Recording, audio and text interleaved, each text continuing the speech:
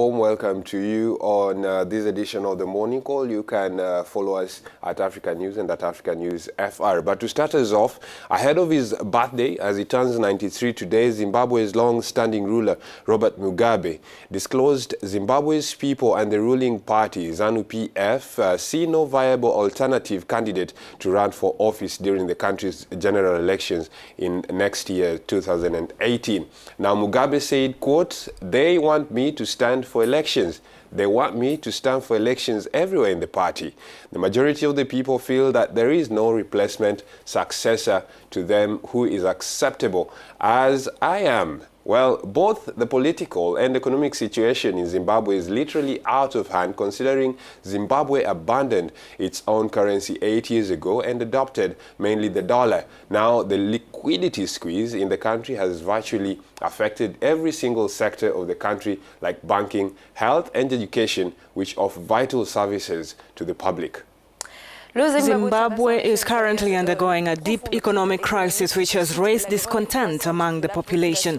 Doctors in public hospitals downed their tools last Wednesday to demand the government a wage increase of at least $10 per hour against the current $1.20. They are also asking for the recruitment of junior doctors who are due to complete their internship.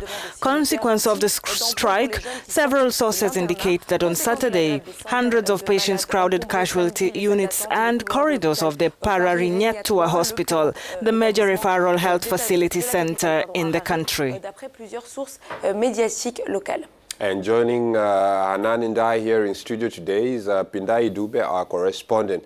He's on the line in Zimbabwe and has been following for us the situation in the country. Good morning, Pindai. Doctors are on strike in the country, as we understand right now, and teachers are also joining that fray. How is this going to affect patients seeking medical care? And again, how has it impacted on teaching and learning? Yes, the doctors have gone on strike. They've gone on strike since last week, and the teachers have joined today. These are mostly teachers in the rural areas. The strike for the teachers is organized by the rural teachers of Zimbabwe. So mostly these are the teachers in the rural areas. And the doctors have been joined by senior doctors and specialists. Most hospitals have closed their departments down because of the shortage of doctors. And the teachers said they will continue with the strike until the government meets their demands of salary increases. The doctors also want the government to increase their allowances and also to employ those doctors who are fresh from school. Now, Pindai, what are these striking workers asking for? And is it likely that they are going to get the demands from the government? Right. The government has actually been quiet. The only response the government gave was on Thursday last week, a day after the doctors embarked on strike.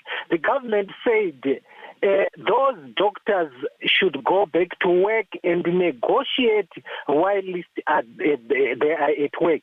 The demands for the doctors is that they want increases in allowances, because right now the doctors are getting $1 20 per hour as call allowance. They are saying they want it to be increased to $10 per hour, which will make a monthly allowance of $720. So the government insists that they should come on negotiating table instead of boycotting work. Well, Pindai, President Mugabe is turning 93 years old today. He's always celebrated in a grand style. There are reports that he's making other sectors pay for his grandiose celebrations. But how does the members of the public feel about this, given the current economic situation in the country? And now the millions that will be splashed for his birthday party? Right. What is happening right now currently is that President Robert Mugabe is celebrating his 93th birthday, yes. And the opposition and the activists, these human rights activists are saying President Robert Mugabe should not spend millions of dollars on the birthday while people are starving. The economic the economy is on its knees right now, and social movements like Tajamuka, this flag, they are condemning the bash, saying that this money which will be spent on the bash should actually be diverted and given to the poor people who are hungry. So they are also promising that they will protest on the day President Robert Mugabe will have his bash. He's going to hold the bash, the birthday bash, on Saturday in the southern city of Bulawayo. So they are saying they are going to protest at the venue.